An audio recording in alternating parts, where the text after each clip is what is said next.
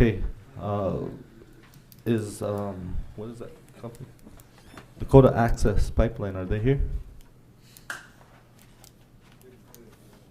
Let's take 5. They're supposed to be here at 11. Let's take 5, and then I'll see if they're here, and then we'll hear their presentation. Unless if they're not here, then I'll ask Wash to come up and give us a update on it.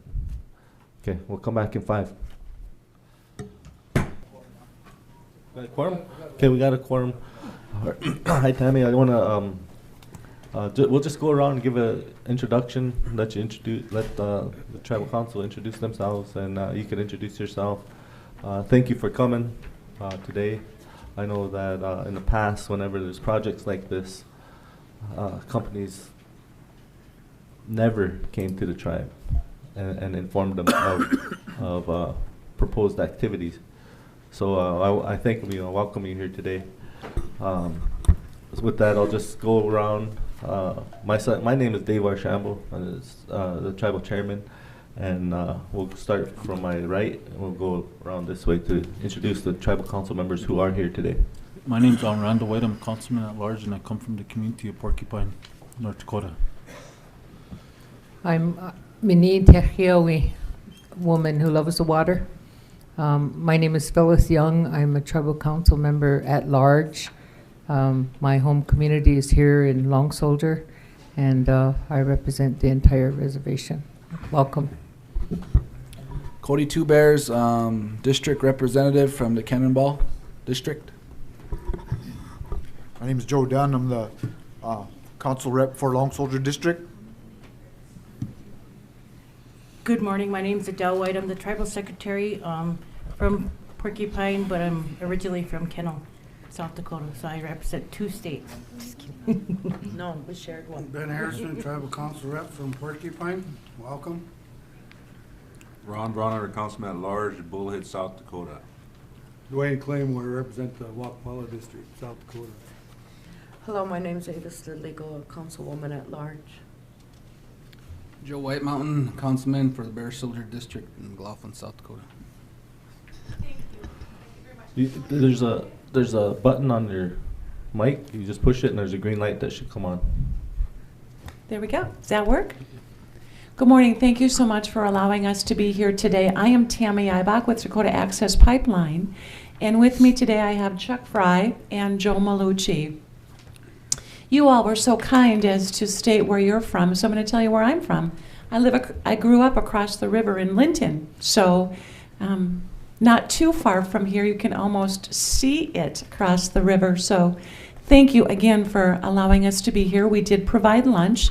It's in Arlene's office. However you want to handle that is fine with us. If you want to have it while we're meeting or if you're going to have it later, it's up to you. Dakota Access Pipeline is a pipeline project that is originating out of the Bakken area with the gathering system put in place starting at Stanley, moving over to Tioga around near Williston, down to Trenton, Watford City, and then into Johnson's Corner, coming down through Dunn County, Mercer County, Morton County, crossing over the river into Emmons County, going down into South Dakota, crossing into Iowa, and ending in Illinois. And this project is geared to take, at the minimal, about 320,000 barrels of crude oil out of North Dakota into Illinois. And what it will do at the end of the day is eliminate a lot of railroad traffic in North Dakota, which you have all been widely versed on the pressure that the Bakken has put on rail traffic in North Dakota. I'm going to turn it over to Chuck Fry, and he will walk through the project in more detail.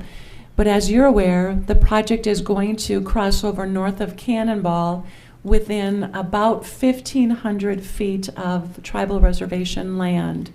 So we're here today to answer questions that you might have, put out any fires or rumors that you may have heard, because this project has gotten some media coverage, and I know that one of the representatives from Standing Rock has contacted the parent company, Energy Transfer Partners, who owns Dakota Access Pipeline, with some environmental questions already. So we're here to detail the project and to answer questions. And just before you get started on the project, I want you to know and understand that we recognize our treaty boundaries, the Fort Laramie Treaty of 1851 and 1868, which encompasses North Dakota, Montana, Wyoming, South Dakota.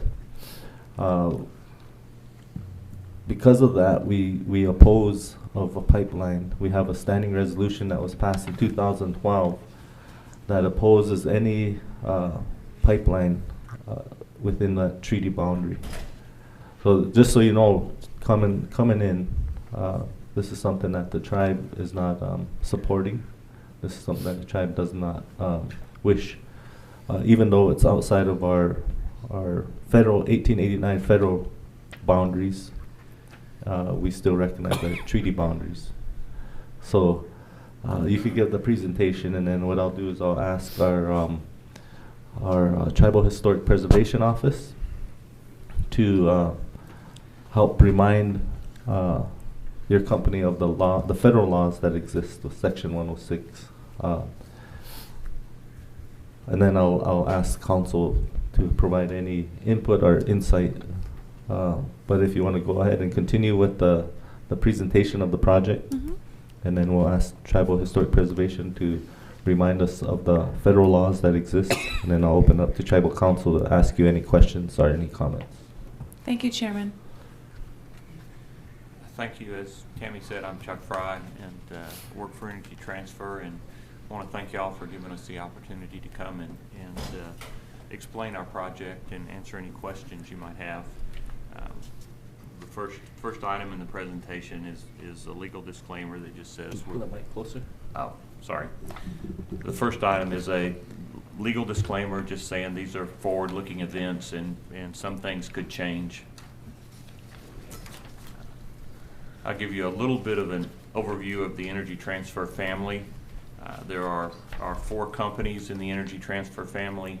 Energy Transfer Equity is the parent company. They're located in Dallas. They own the general partnership units for the other entities, which consist of Energy Transfer Partners, which is headquartered in San Antonio, and that is the company that owns Dakota Access Pipeline and will be constructing Dakota Access Pipeline. There's another affiliated company, Regency Energy Partners, that's also located in Dallas, engaged in midstream activities. And then finally, Sunoco Logistics, which is in Pennsylvania.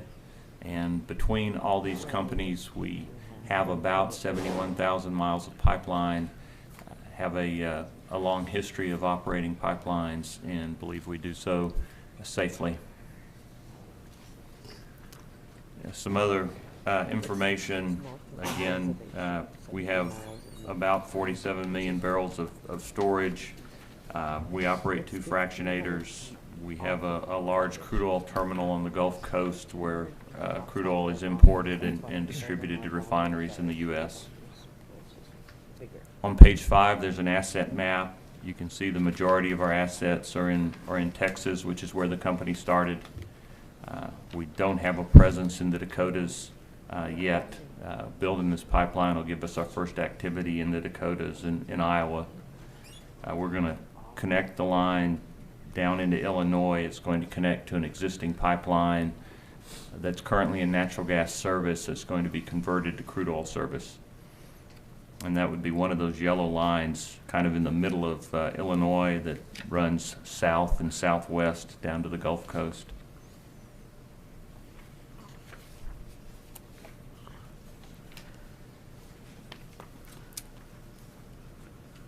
We're going to be constructing about 346 miles of pipe in North Dakota. That'll vary from 12-inch to 30-inch. As Tammy mentioned, we start in Stanley and we make kind of a big loop around the lake and pick up the different production areas in North Dakota where the current drilling activity is taking place. Johnson's Corner is the last gathering point, and there's where we start the line kind of at a diagonal to the southeast, running through North Dakota.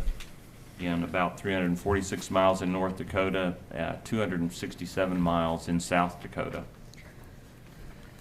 We will have 6 gathering terminals, tank farms in North Dakota, one near Stanley, one near Tioga, one near Epping, one near Trenton, one near Watford City, and one near Johnson's Corner. We will be filing a certificate with the Public Service Commission of North Dakota sometime toward the end of December this year. On page 7, there's a project map that shows the route all the way down to the middle of Illinois. The 6 stars in the northwest corner of North Dakota are the gathering terminal locations.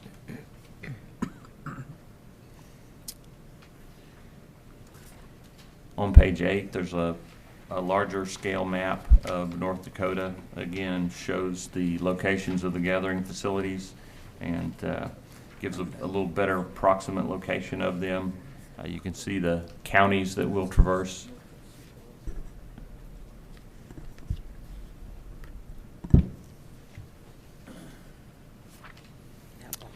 As Tammy said, we've got binding commitments from shippers for a minimum of 320,000 barrels a day of Bakken crude oil. This will all be oil that's produced in North Dakota, currently being moved primarily by rail, and this pipeline will give the producers an alternative means of moving product. We believe it's a more energy efficient and safer way to transport crude oil long distances.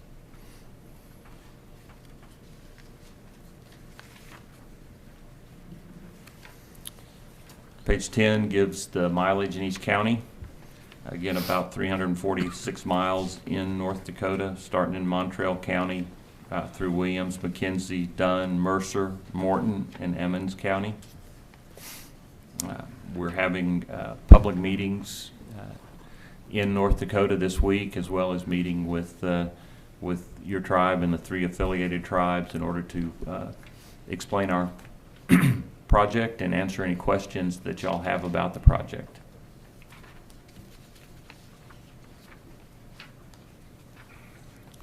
The total cost for the project we estimate to be about $3.74 billion. North Dakota would be about just a little over $1 billion, and the same thing in South Dakota, approximately $1 billion. Construction jobs anywhere from 8,000 to 12,000.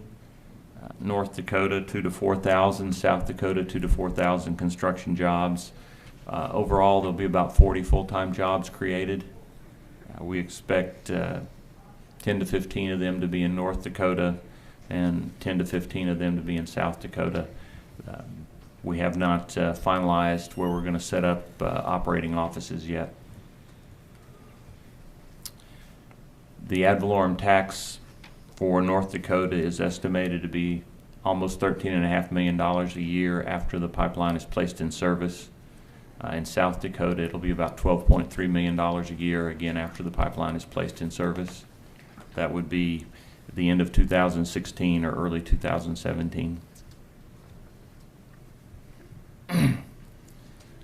We have done a lot of routing work with the pipeline, working with all the databases that are available out there that show environmentally sensitive areas, known cultural artifact areas, federal lands, tribal lands, and as Tammy mentioned, we have avoided the existing tribal boundary property, and we actually come within 2,500 feet.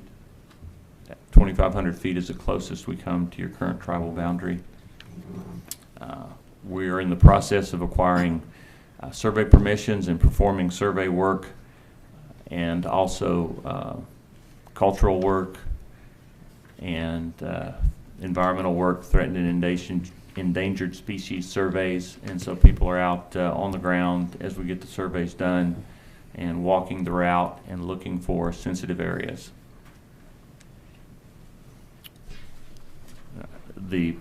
only pump stations that'll be constructed in North Dakota will be at the terminals. So other than the terminal locations, there will only be pipeline and valve sites. The valve sites will be placed in areas around waterways to protect the waterways, also to protect high consequence areas that are environmentally sensitive or have other maybe wells, things that would be of more consequence if there were any incident on the pipeline.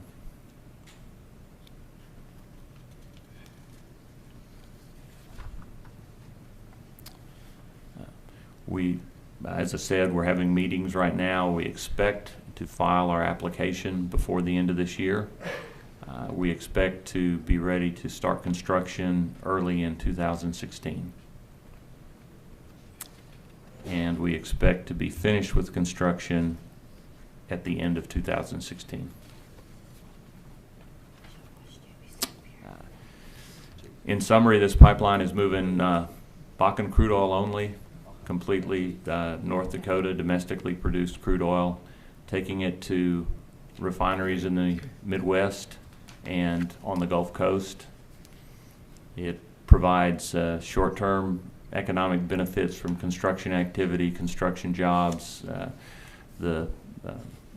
that'll take place, and then there will be the long-term impact of the taxes and the full-time jobs that'll be created by the pipeline, and it will enhance the ability of the Bakken producers to move crude oil out of the region in a more energy efficient and safer manner.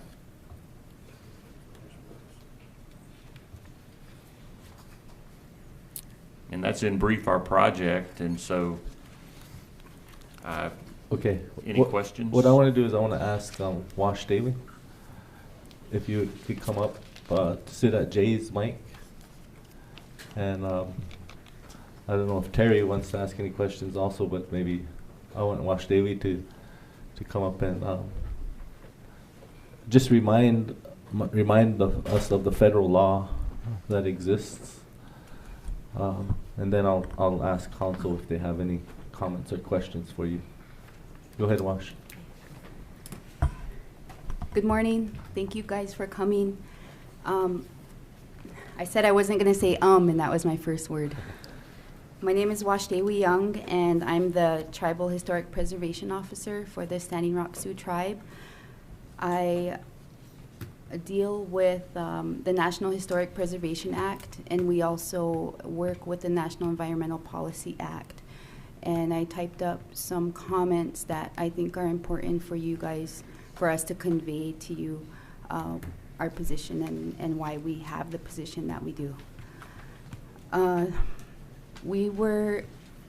understanding was there was going to be an individual from the Army Corps here with you guys.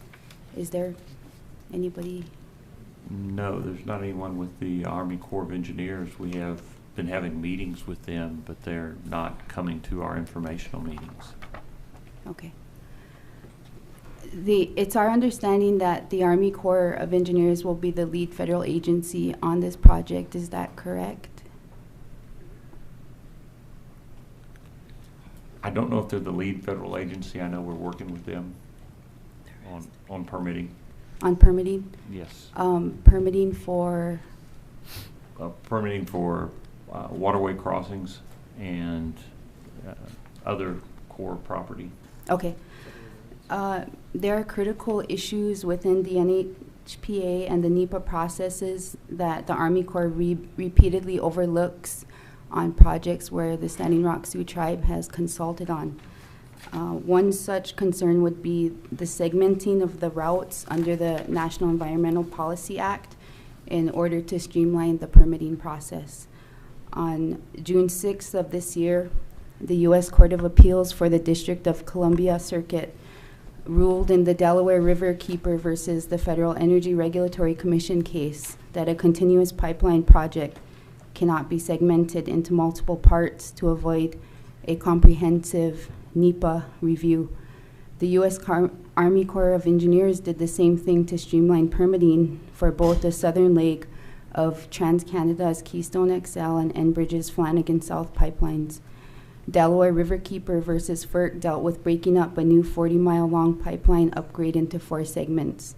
For the other 2 cases, the Army Corps of Engineers shape-shifted the 2 projects, both which were hundreds of miles long, into thousands of single complete projects for permitting purposes.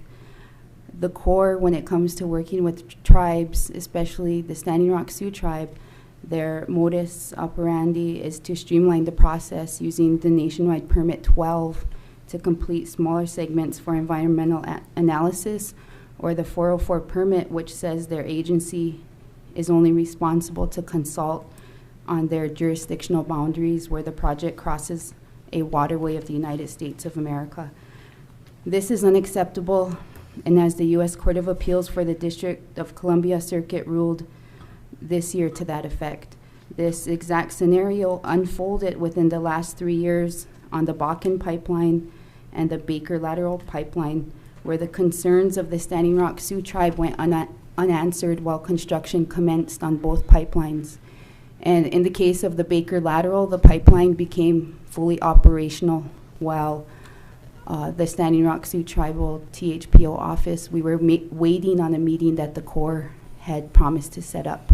And in that meantime, the pipeline, Baker Lateral, became fully operational, and we were notified 2 weeks after that had happened. My question for you guys is, have any permits been applied for by Energy Transfer or their subsidiaries to the Army Corps of Engineers? The permitting process is underway. I don't know if any of the applications have been formally filed.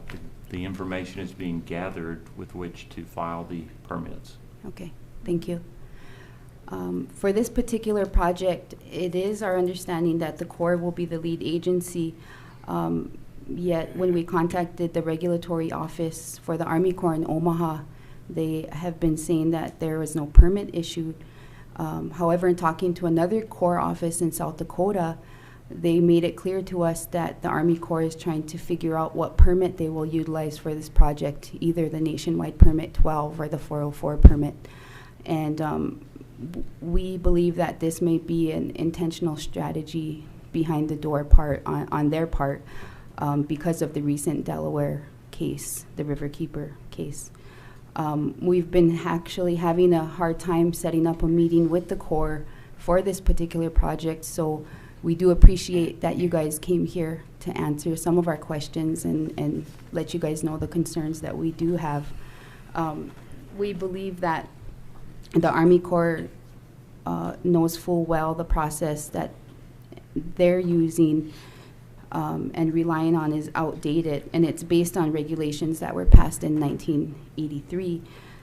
And if you want, you can write this down. It's 33 CFR 325 Appendix C. It was passed a full 9 years before the 1992 amendments to the NHPA that were passed created what is referred to as the Section 106 process.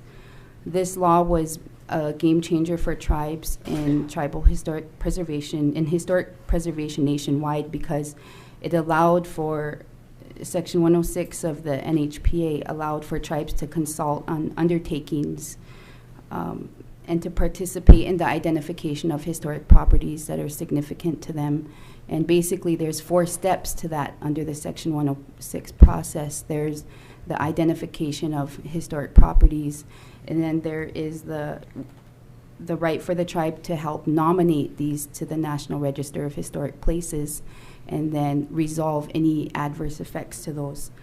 At no time on any project that the Standing Rock Sioux tribe consulted on in the last 3 years with the Army Corps were we allowed to participate in identification, which is the first step under the NHPA.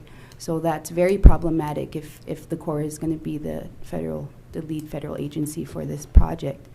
And under NHPA, Section 101 D6B says that regardless of land status, the Indian tribe has the right to ascribe significance to a place that was significant to our culture and our ways, our prayers and practices.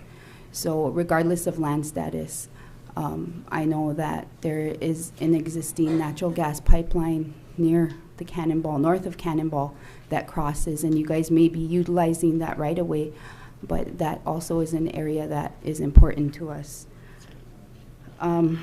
It's important that the land and the waters that we're talking about is not taken out of context. We have a really rich history here, and our history and ceremonies are who we are. There are 66 village sites along the Missouri River within the boundaries of the Standing Rock Sioux tribe. The northern border of the Standing Rock Sioux Indian Reservation is north of Cannonball, North Dakota, and the southern border ends near Mobridge, South Dakota. These lands were also home to the Arikara, Mandan, Hidatsa, and Cheyenne. The proposed Dakota Access Pipeline would cross the Missouri directly underneath a village site. There is an island that gets exposed when the Oahe Reservoir levels drop. This island is part of a larger village that is presently inundated. There are human remains, artifacts, pottery shards, tools throughout this entire channel. Across the Missouri River on the eastern shoreline were Dakota camps, including Chief Two Bears and Little Soldiers Yanktonay camps. This crossing is near what was called Mini Horsehead Bottoms. It's where the Dakota escaped General Sibley and Sully in 1863 after the massacre at Whitestone Hill. Chief Bighead's family crossed the water here.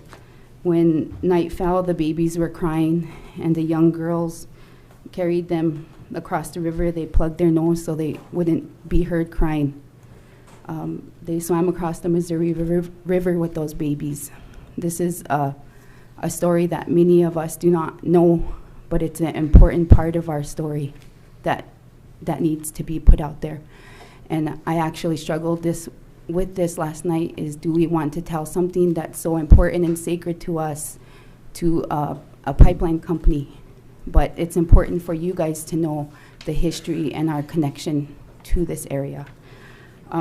Today, Chief Bighead's descendants are in the room, Chief Little Soldiers, and as well as many of the descendants of a lot of other chiefs.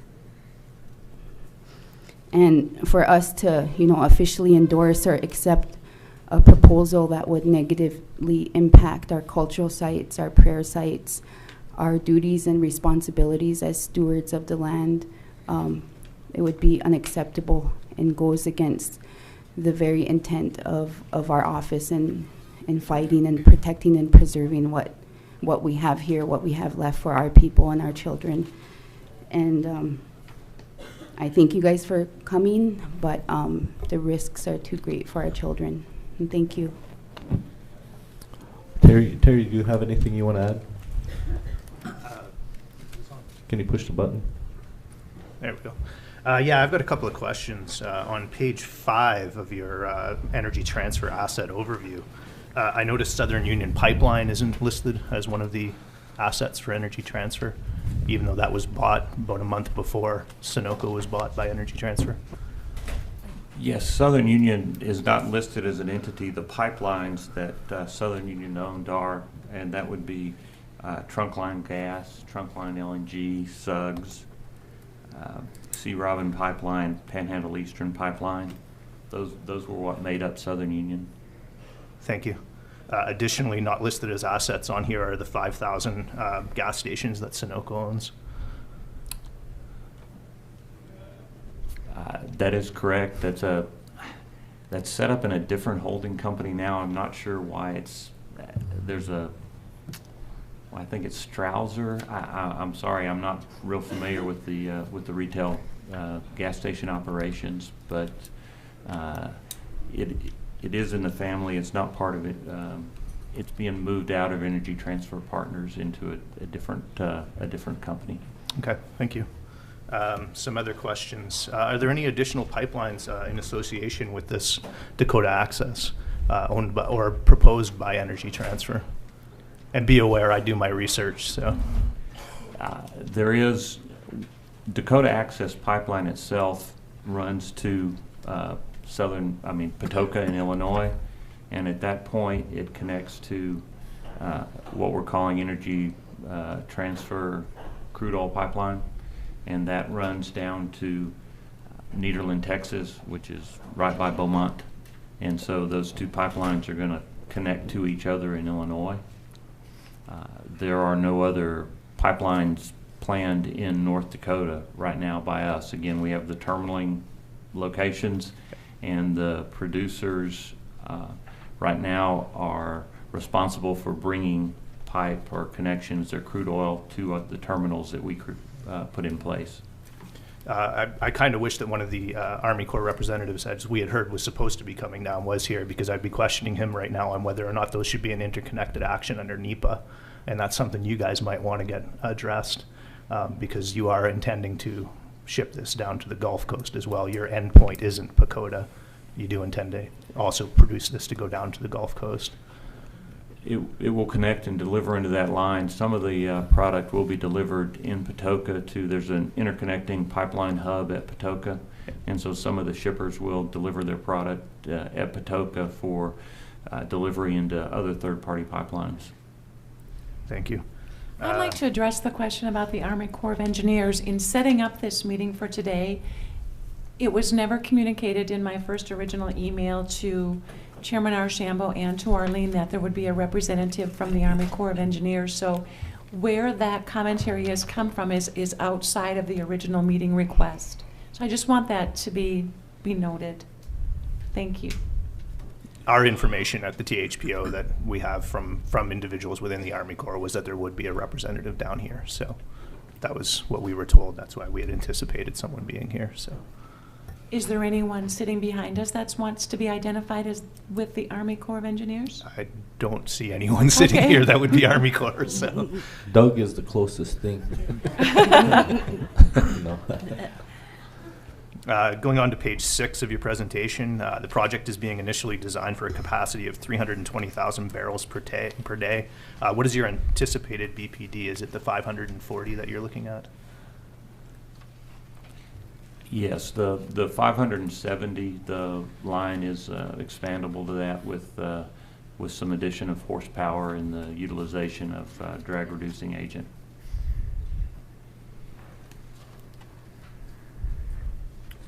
Going on to page 9, Dakota Access LLC has secured long-term binding contractual commitments for up to 320, and then there's the mention of the 570,000.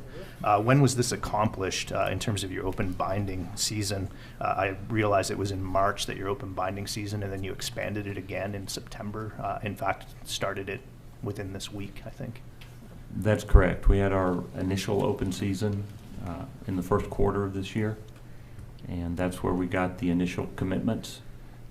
The 320,000 does include 10% what's called walk-up capacity, so that being a common carrier, that producers that haven't contracted to ship on the pipeline would still have an opportunity to move volume on the pipeline, and so that's in there. Then we, as you mentioned, there was a public announcement that we're having a secondary open season that just started to try and obtain additional throughput commitments from shippers. We did obtain one, that or actually two, that we made an announcement about with the announcement of the additional open season. I'm a little curious about this because the Koch brothers had introduced the Dakota Express, which was canceled in January of this year, and it pretty much followed the same route and was intending to connect to your secondary pipeline going from Pacoda south. So I'm a little bit curious on how you guys managed to obtain the shipper commitments, and Koch brothers, who have huge lobbying interests throughout the nation, somehow didn't manage to get these same shipper commitments. I can't comment to what the producers, why they liked one project and were not inclined to sign up for the other project. Perhaps it's the fact that our project gives them an ability to move barrels to Patoka and also to move barrels to the Gulf Coast.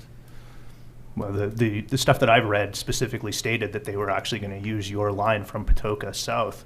So I'm a little bit curious on why they canceled, and you guys see this as a feasible option. I mean, granted, you've got apparently your 320,000 commitment, which is great for you, but I'm still kind of stumped on why. Koch brothers, who I assume, based on the fact that they're rated 6th in the world for billionaires, didn't manage to get the same commitments that somebody who's rated 521st in the world in 2013 managed to do?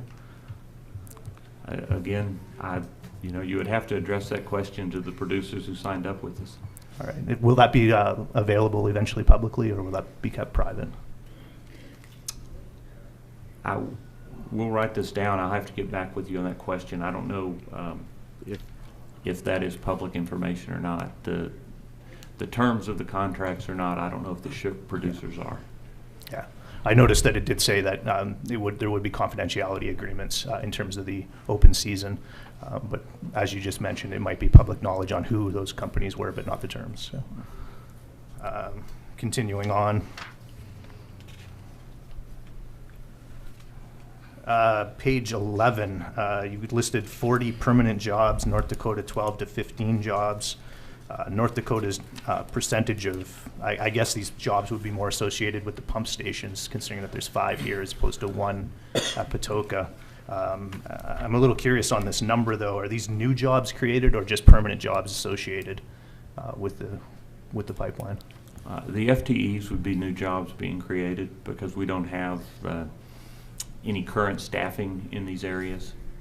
And so, yes, there'll be, the positions would be mechanics, pipeline operators. You have to have folks who would do the one-call investigations when somebody's doing construction activity in the vicinity of the pipeline. Going on to page 12, routing analysis for pipeline facilities to parallel existing corridors as much as possible. Will this be shown within the environmental assessment or environmental impact statement that NEPA requires?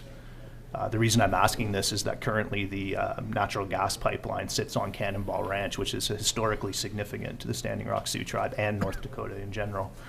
So I'm a little curious if you're following that route, how that's going to be addressed. Yes, we did try and follow existing utility corridors where they existed. I don't know what distance we follow. I'm not certain which pipeline you're referring to. Is it Northern Natural? I think so, yeah. We do follow it for a little bit in Morton County, just north of it. All right. Also on the same page, currently conducting civil wetland threatened endangered species and cultural resource surveys to identify sensitive areas to avoid. You heard from my boss, Washdawa Young, that we haven't been involved in identification efforts with the Army Corps throughout numerous projects throughout our ancestral territories. So I'm curious right now, what's the tribal participation on these projects? Because I know Emergent is the contracting company for you guys. I know that they're currently hiring archaeologists, but I'm also curious on where they are and where you guys are in terms of tribal participation on these projects. That I'm going to have to get back with you. I don't know specifically. I know we have availed ourselves of all the available public information that the state has in trying to overlay that with our maps to have that shown as points to avoid. And then the actual physical guys on the ground walking, looking for any evidence of culturally significant sites. And I guess I'll ask, you mentioned a couple of spots when previous discussion, and do y'all have maps or anything that denotes such areas, or is that available in contacting someone with the tribe? Generally not available, but you can talk to our office about our issues and concerns with your pipeline route. We do have traditional knowledge and oral history of a lot of these areas. In particular, as Washdawa had mentioned, some of the story that she had just conveyed in terms of the exact area where you're intending to cross. And that we don't give out publicly, but we will talk about it privately. So. The other subsequent question to that, you mentioned that people are surveying. What exactly is being surveyed? Is it just jurisdictional boundaries of the Army Corps, or are you guys surveying 100% of your pipeline route? We're surveying the entire pipeline route. We're doing a centerline survey for the proposed route, and we're surveying property boundaries of all the landowners who property is crossed by the pipeline and adjacent property owners. Okay, sorry, I'm just writing this down. How large is your right-of-way? 150 feet, 300 feet? The permanent easement is planned to be 50 foot in width, and the construction easement will generally be 150 foot in width. Additionally, do you have access to all of this land, or are you guys going to be doing eminent domain on any of it to get access? Has there been any resistance to your pipeline crossing individuals' lands? Right now, we're in the process of getting the survey permissions and finalizing the route via the surveys that are performed. We have just started the process of talking to individual landowners about easements, and our plan, desire, and the way we're focused on doing these projects is to avoid the use of eminent domain. Thank you. Going to your summary, 100% domestic produced crude to support 100% domestic consumption. Yes. I'm kind of shocked you guys put that in there, to be honest. Why is that? Because there's no way that it's going to be consumed strictly within the United States. You have no control over what your shippers do with that crude oil. And in fact, it's heading down south where it's got easy access for shipping to Europe, where the profits are generally greater. The United States exports more crude oil than any other place right now, so I'm a little confused. That's not an accurate statement. Federal law prohibits the export of crude oil. It's being refined down at the refineries down in... Refined products can be exported. Crude oil cannot be. But that's the intention, is you're shipping this to Pacoda for refineries in Pacoda, and at the refineries, it says that right in your announcement, it's being refined at the Gulf Coast and Pacoda, which generally means it's likely used for export. It's the same as saying Keystone XL isn't going to be exported, which we all know it is. So... Currently, the U.S. imports, the United States imports about 7.5 million barrels of crude oil, and so any additional production we have out of the Bakken would tend to reduce the amount of crude oil that's imported into the U.S. And yet it's been producing since 2008 on the levels that it's been doing it at, and there's still been no reduction in terms of your imports in the United States. So I'm not going to get into an argument, but I'm kind of shocked that that's in there. So. Additionally, reduces truck and rail utilization, which increases overall safety to the public and environment. Rail use will continue unabated regardless of the number of pipelines that are created, because the number of barrels per day continues to increase. It's not going to see much of a deficit in terms of rail use just by one pipeline, or 3 pipelines for that matter. If it was, you'd see Warren Buffett investing more in pipelines as opposed to rail, which he continues to invest in. So. I have a question. If there are resources that are identified on the route, what is the plan for possible reroutes or avoidance of those resources? The line, we will reroute as necessary for threatened and endangered species and cultural resources. We work with the the federal agencies. I don't know if that's the Corps or others in that regard, but work with the agencies on their databases, and we'll have the protocol in place with the contractor if they come across a cultural resource in their construction activity as to who they have to notify and what takes place that they don't continue to construct. So that'll be addressed in the contractor's contract. Okay.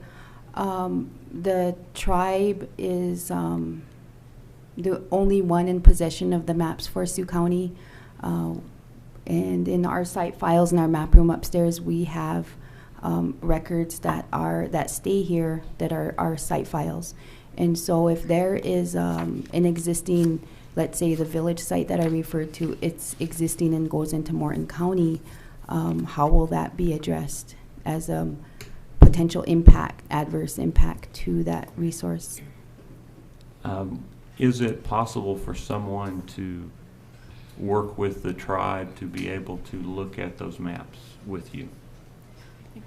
Mergent, our point of contact at Mergent, Peggy Bowden, she put us in charge, put us in contact with one of the crew chiefs for the project or the environmental assessment. So he did call us, but that's a conversation that we need to talk more with our committee and tribal council about. Okay, if you're willing to share the information that you have or some of the information that you have, we will take that information and utilize it in our routing process. Okay, thank you. One more comment that I have is that the northern pipeline that crosses at Morton County, the Missouri there, that pipeline has been, I'm not sure the exact date that it was constructed. Do you guys know that? 1881? 1981. 1981. Okay. So the 92 amendments to the National Historic Preservation Act were passed in 1992, and that was before the tribes had the right to consult on the project. So I think it would be really important for you guys to have tribal participation or request to work with the tribes on that, because it was built before the tribes had a voice in the process. And also that we ask that you consult, I'm talking. Also, we ask that you consult with Standing Rock. Because we do have expertise and we do have knowledge of where the sites are. There are tribes that claim they know what sites are, but because we're talking about the entire area that you're trying to take the pipeline through crosses our treaty boundaries and where we existed before anybody. And so we have significant sites and we know what they are, and we're always trying to educate people about the sites. So if we know exactly where your pipeline is, we could help you and identify what is there. But that's where we have to work together, and that's why I thank you guys for coming to this has never been done before, where XL Pipeline, they just routed it. They had no communication with tribes prior. There was no communication with, we have 7, we call Ochete Shakoy, the original tribes that were in this area. So by you coming and trying to understand what our concerns are, what our questions are, what laws apply, if the 1981 pipeline that crosses north of the Cannonball River, if the 1992 law was in place, we could have showed where there's a significant site to our ancestors, to us, and to future generations. We could have let them see what exists there, and it's still there today. Even though you can look on the map, you can look on GoogleMap.com satellite images where the pipeline crosses north of Cannonball, 1,500 feet or 2,500 feet. There's an you can see where it's been dredged. You can see where the water goes under the river, and it's right beside an island that was important to us. So that's within that right of way. So it's really important that you communicate with Standing Rock right now. That's what we're asking. You're here, so any future plans on routes or anything, you should come to Standing Rock and not other tribes. That's our ask for you. But I want I had a couple councilmen that had their hands up to ask questions. I have Randy, Avis, and Phyllis. Are there any other council that have any comments or questions? Okay, I'll let Randy, Avis, then Phyllis. Randy's over there. Good morning. First of all, I just want to say that you're talking about consultation. I mean, to me, when you have the stakes laid out, to me, I mean, it's not consultation because the plans are already done. And to me, that's really wrong. The other concerns I have is we talk about refineries and oil. A year ago in North Dakota, we're all native in North Dakota, people were paying $5.64 for propane up to $6.25. Where were the people that were pumping all this refinery oil out of here when people from North Dakota are having hard times? And a lot of times I pose that to our senators And I said, what do we have a refinery? And I can go to Rapid City, South Dakota and get 24 cents cheaper gas, or go to Fargo and get, what is our refinery doing here for North Dakota? To me, there's only a few people that are getting rich off it, and surely ain't the people from North Dakota. So I just wanted to make those concerns because a lot of us live here and we have to pay that high propane cost. And a lot of times, I know we address it, so I just wanted to make that, put it on a record, because I mean, that's a lot of our people don't have that money to pay $5.64 or $6.25 for propane. That's a lot. That's a lot. So I just wanted you to take that back and tell all these billionaires. I mean, these are lives that are north of Cannonball. That's a lot of our family that they're gonna. But I just want to make that matter of record, Chairman. So. Thanks, Randy. Go ahead, Avis. Avis. Phyllis. No, I have Randy, Avis, and then Phyllis. Oh, I thought Phyllis was before me, but thank you. I guess I'm like the chairman. I thank you for coming. But some of the things that I was concerned with is the participation of our THPO. I think they really have to participate in the monitoring of those sites, cultural sites. You said they're out there walking the ground now, and that's been a standard, I guess a sore spot with the states of North Dakota and South Dakota is that they really don't have a lot of that information about cultural sites within our reservation. We have that, I guess, historical knowledge here on the reservation that they have. A lot of it, some of it, I should say, is not written down. So it really is going to take some tribal participation. You ain't going to get a map with it marked out. And a lot of it's in our oral histories. And the knowledge is kept there in the Tribal Historic Preservation Office. So there's got to be a way for this tribe to participate, because you're going to miss something. And then I understand, I wanted to let you know that yesterday the Standing Rock Tribal Water Control Board passed a motion to oppose those two pipelines. Actually, it's going to be by resolution. And the reason being is that we do monitoring of our waters here on a reservation. We test them and everything. And we have intakes in the Missouri River. And we utilize that water for consumption on this reservation. Mm-hmm. And that's going to be a major concern for us, is the contamination of the water. They all leak, no matter what. Every oil pipeline leaks. And we're going to end up contaminating our water. And one of the uses is beneficial use. I think Phyllis is going to highlight some of that, because she really keyed into it for us here on Tribal Council. One of the uses we have is beneficial use, and that means that we consume the water. We're really worried about it being contaminated for us here now that use it now and our future generations. It's a great fear that we have. They all leak, no matter what.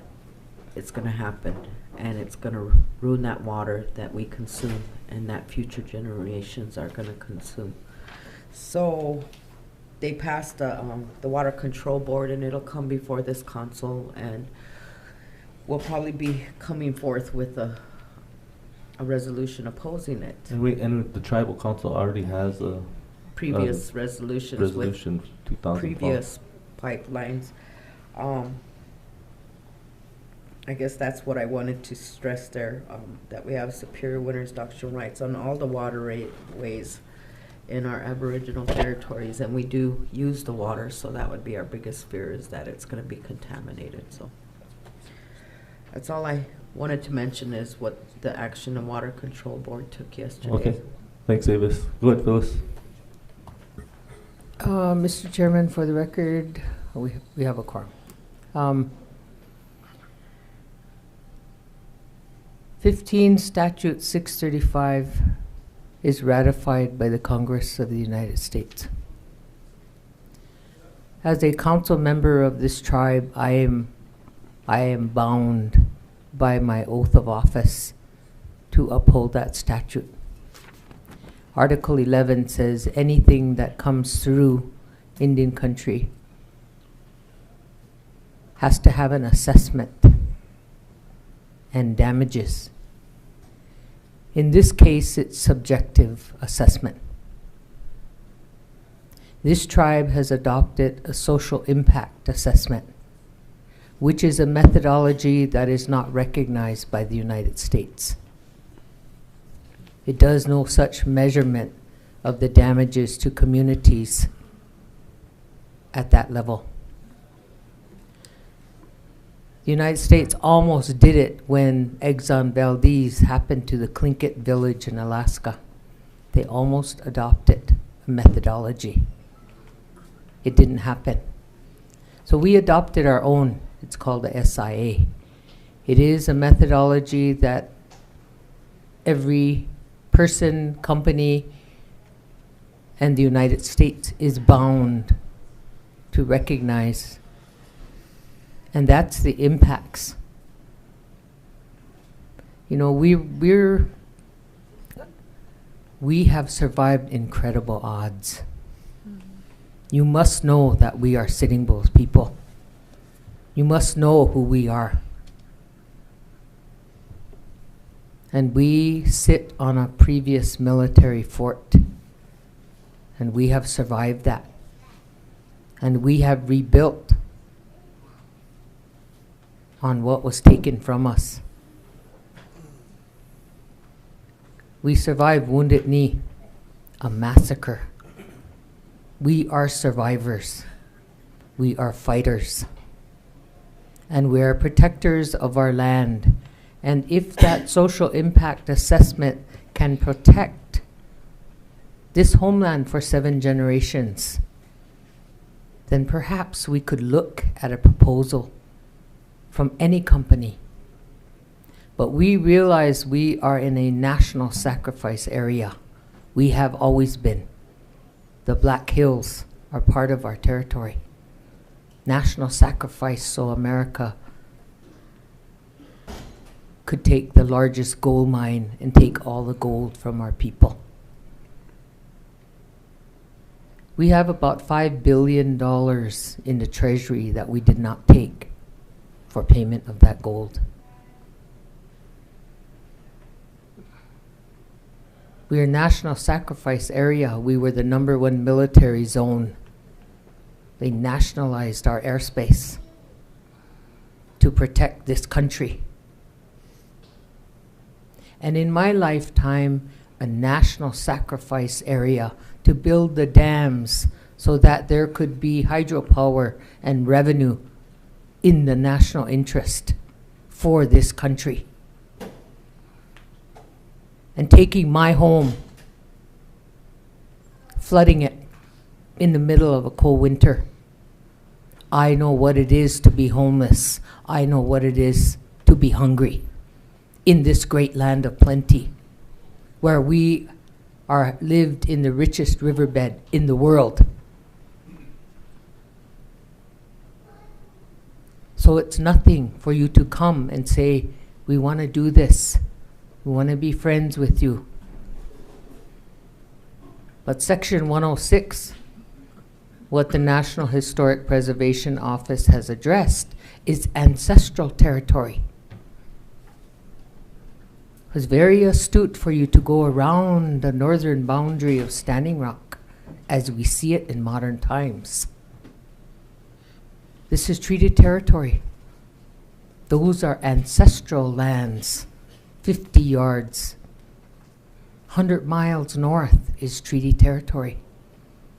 So you are bound by Section 106, by the laws of this country, to adhere to those laws that are federal laws for the protection of our people. So it wasn't very, very cool to go just 50 feet north of our boundary. So you need to know also that there's been a $5 million claim filed on the Bakken. $5 million a day for what's going on in the Bakken in treaty territory. That's been filed in 2007. So we are not stupid people. We are not ignorant people. Do not underestimate the people of Standing Rock. We know what's going on, and we know what belongs to us, and we know what we have to keep for our children and our grandchildren. In 15 Statute 635, we are also keepers of the Missouri River to the east bank. To the east bank. That's statutory. And the Army Corps of Engineers, in all of their underhandedness and their control they think they have of this river, is our territory. You mentioned nothing about the water. You don't want to infringe on native lands, but our water is our single last property that we have for our people. And water is life. Miniwi choni. You as a human being cannot drink oil. You need the water to survive. 75% of our body is water. We believe in the natural systems that we have. We have fought for that. We have sacrificed for it. And we're still waiting for the compensation for the building of the dams. We are still owed on the construction of those dams $339 million. That's probably a drop in the bucket for your oil company. We're still owed for the actual revenue that comes off of it. We are owners of 13% of the hydropower on that river. How do you separate it? How are you going to separate the oil from the water when it's contaminated? How are you going to do that? Only the Creator can do that. Maybe in your high technology, you think you can. But this is our property. This is our homeland. And we are protected by statute. There is statutory law that has to be changed.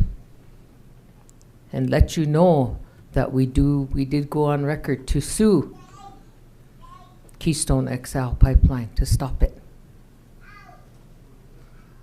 And we are going before the Public Utilities Commission in South Dakota because they have to redo their licensing process. And we will do whatever we have to do to stop this pipeline, as we do 55 other pipelines proposed in North Dakota. Dakota, North Dakota, Mia Ma Dakota, I'm Dakota. Dakota means friend and ally. This was Dakota territory. This is treaty territory. This is where you agreed not to come into my territory. We signed a treaty of peace that you would not come here. The state of North Dakota and South Dakota, they filed an enabling act to join the Union of the United States, that they would not interfere in the affairs of the people who lived here. And that was upheld by the Supreme Court of the United States in 1964.